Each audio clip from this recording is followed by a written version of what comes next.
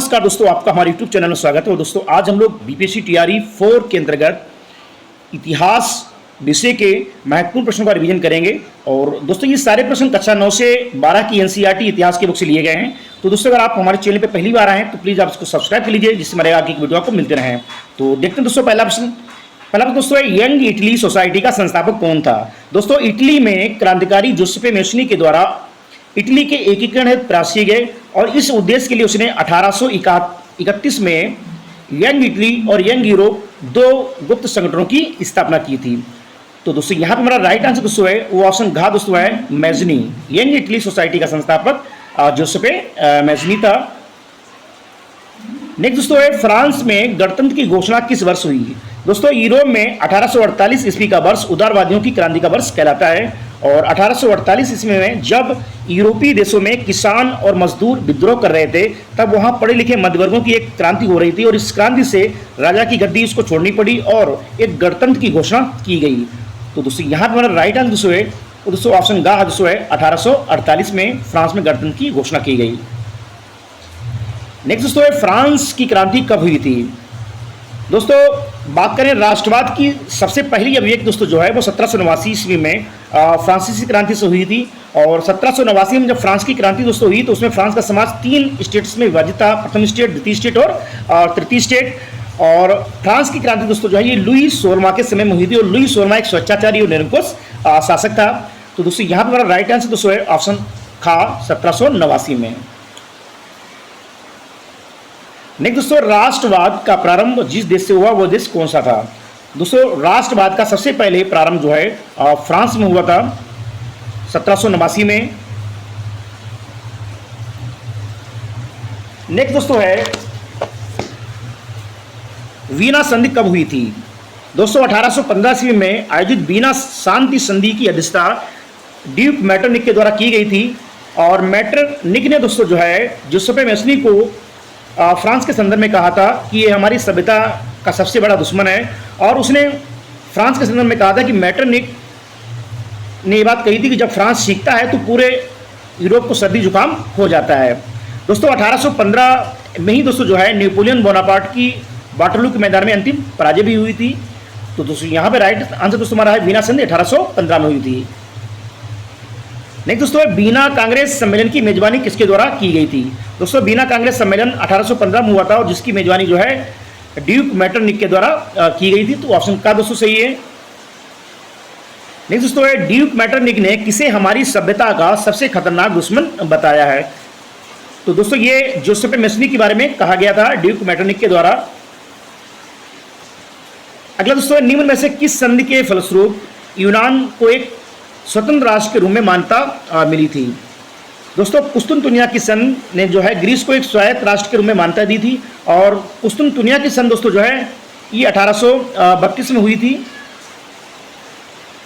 तो ऑप्शन घ दोस्तों सही है, कुस्तुनतुनिया की संधि। नेक्स्ट दोस्तों, निम्न में से ये किसका कथन है कि जब फ्रांस सीखता है तो बाकी यूरोप को सर्दी जुकाम हो जाता है? तो दोस्तों ये यहाँ पर जो है ये मैटरनिक के द्वारा ये बात कही गई थी कि जब फ्रांस सीखता है तो बाकी यूरोप को सर्दी जुकाम हो जाता है। अगला दोस्तों, नेपोलियन का संबंध किस देश से था? दोस्तों नेपोलियन बोनापार्ट का संबंध फ्रांस से था। और 1804 में नेपोलियन बोनापार्ट जो है फ्रांस का सम्राट बना। और नेपोलियन बोनापार्ट के द्वारा दोस्तों जो है पहली जो है विधि संहिता का निर्माण भी करवाया गया था। अगला दोस्तों है, इटली का एकीकरण किसके नेतृत्व में किया गया था? दोस्तों इटली का एकीकरण दोस्तों जो है जोसेफे गैरिबाल्डी के नेतृत्व में किया गया था। गैरिबाल्डी, मैसनी और काबूर 3 व्यक्तियों के नाम मिलते हैं। तो यहाँ राइट आंसर दोस्तों है जोसेफे गैरिबाल्डी। और ऑटोवान बिस्मार्क के द्वारा दोस्तों जो है जर्मनी का एकीकरण किया गया था। नेक्स्ट दोस्तों 1848 की फ्रांसीसी राज्य क्रांति के फलस्वरूप दोस्तों फ्रांस में गणतंत्र की स्थापना हुई थी 1848 में। तो दोस्तों यहाँ पर मेरा राइट आंसर है ऑप्शन का गणतंत्र की स्थापना 1848 में। अगला दोस्तों, जर्मनी का राष्ट्र रूपक क्या थी? दोस्तों जर्मनी का राष्ट्र रूपक जर्मेनिया थी दोस्तों, ये नारी रूपक थी। और जर्मेनिया और मारियान का संबंध फ्रांस से दोस्तों था। मारियान और जर्मेनिया की जो है प्रतिमाएं सार्वजनिक चौराहों पर लगाई गई थी। और जर्मेनिया दोस्तों जो है बलूत के वृक्ष का मुकुट भी अपने सिर पर लगाती थी। अगला दोस्तों, इनमें से किस वर्ष जर्मनी को एक स्वतंत्र राष्ट्र घोषित किया गया था? तो 1871 में। दोस्तों 1871 में जर्मनी को एक स्वतंत्र राष्ट्र घोषित किया गया था। अगला दोस्तों, जर्मनी का एकीकरण का श्रेय इनमें से किसको दिया जाता है? दोस्तों जर्मनी के एकीकरण में मुख्य भूमिका ऑटो वान बिस्मार्क की थी। दोस्तों यहाँ पर राइट आंसर ऑप्शन का ऑटो वान बिस्मार्क। नेक्स्ट दोस्तों, एक काबूर, मैसनी और गैरिबाल्डी किस देश के एकीकरण में इनका योगदान था? तो दोस्तों यहाँ पे इटली के एकीकरण, काबूर, मैसनी और गैरिबाल्डी का योगदान इटली के एकीकरण में था। अगला दोस्तों, इनमें से किस वर्ष इंग्लैंड तथा स्कॉटलैंड के बीच एक्ट ऑफ यूनियन नामक एक समझौता हुआ था, जिसके फलस्वरूप United kingdom of great Britain का गठन हुआ था? तो दोस्तों यहाँ पे हमारा राइट आंसर है ऑप्शन का 1707 में। नेक्स्ट दोस्तों, निम्न में से किस देश को बलपूर्वक 1801 में United kingdom of great Britain में शामिल कर लिया गया था? तो दोस्तों आयरलैंड।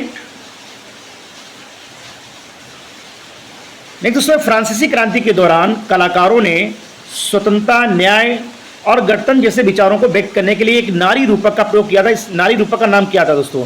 तो मारियान। दोस्तों मारियान एक जो है लोकप्रिय ईसाई नाम है और मारियान का संबंध दोस्तों जो है फ्रांस से है। जर्मेनिया का संबंध जर्मन देश से है और ये नारी रूपक थी। मारियान और जर्मेनिया की प्रतिमाएं सार्वजनिक चौराहों पर लगाई गई थी। मारियान और जर्मेनिया के चित्रों को जो है डाक टिकटों पर भी छापा गया था। अगला दोस्तों, निम्न में से कौन ब्रिटेन का राष्ट्रीय प्रतीक था दोस्तों? तो यूनियन जैक दोस्तों जो है ये ब्रिटेन का राष्ट्रीय प्रतीक था। और अगला क्वेश्चन दोस्तों है, निम्न में से किस स्थान पर मैसनी ने यंग इटली नामक संगठन की स्थापना की थी? दोस्तों यंग इटली और यंग यूरोप दो गुप्त संगठन दोस्तों जो है जिसमें मैसनी के द्वारा मार्सेई शहर में जो है 1831 में स्थापित किए गए थे। दोस्तों ये थे कक्षा 9 से 12 की एनसीईआरटी बुक के वर्ल्ड इतिहास से जुड़े हुए जो है महत्वपूर्ण प्रश्न। अगर दोस्तों आपको वीडियो अच्छा लगा तो प्लीज वीडियो को लाइक कीजिए, शेयर कीजिए, चैनल को सब्सक्राइब कीजिए। मिलते हैं दोस्तों नेक्स्ट वीडियो में। Thank you.